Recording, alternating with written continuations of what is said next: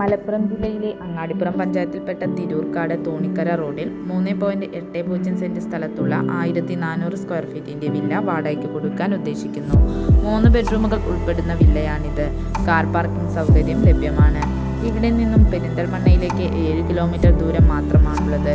ഈ പ്രോപ്പർട്ടിയുടെ കുറഞ്ഞ ദൂരത്തിനുള്ളിൽ തന്നെ bank, school, hospital, super market, ITI തുടങ്ങിയ ടൗണിൻ്റെതായ എല്ലാവിധ സൗകര്യങ്ങളും ലഭ്യമാണ്.